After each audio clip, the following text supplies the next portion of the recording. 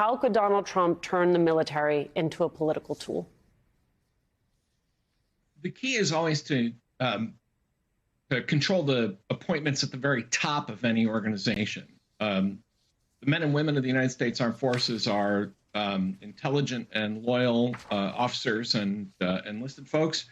But Trump, I think, learned from the last time around that the goal here is to gain control of just a handful of positions at the top, and that those people will stop supporting him and they'll carry out the orders that other people wouldn't carry out. So that's the first thing to look for, is that this time there won't be a Mark Milley, there won't be a Mark Esper, there won't be people in the White House like John Kelly with that kind of military experience who are also loyal to the Constitution. He'll handpick the people that will do his bidding, and I think then he'll hope that the military's loyalty to the chain of command will do the rest of the job for him if he wants to do something unethical, unconstitutional, illegal, such as ordering troops to attack American citizens, which is something he wanted to do in his first term.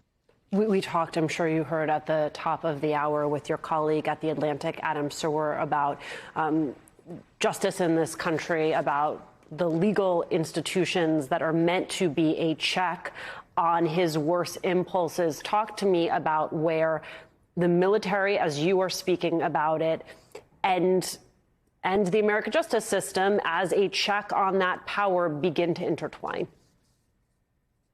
The problem is that so much of our Constitution operates on the assumption of basic decency in office holders.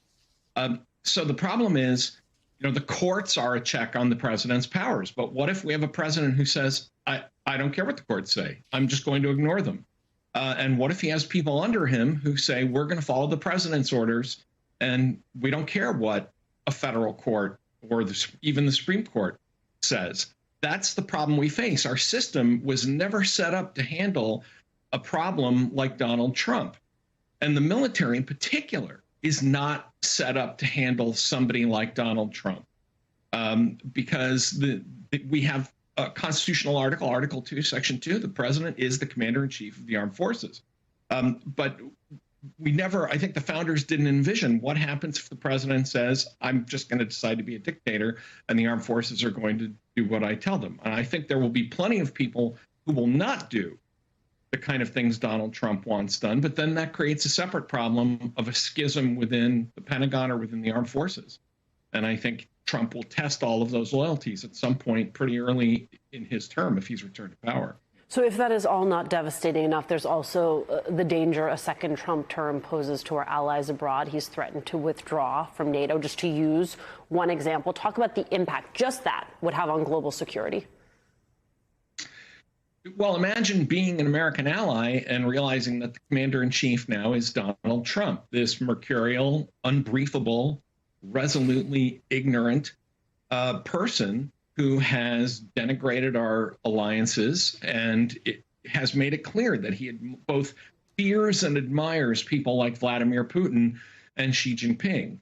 The threat to our security is immense in that case, because our armed forces operate side by side with the armed forces of dozens of other countries around the world as part of the arrangements that keep Americans safe, that keep their standard of living high, that protect the transit of their goods and services and their personal safety when they leave the country and cross the oceans. If Donald Trump is the commander-in-chief, all of those assumptions kind of go up in smoke, in part because of things he said. And I really want to emphasize this, that these are not hypotheticals that any of us in this issue of The Atlantic are talking about. We're basing these things on things Donald Trump has said and done and tried to do that were prevented by sensible people that were around him. None of that will happen this time. He won't be prevented from doing things that he wants to do. He'll make sure of that this time.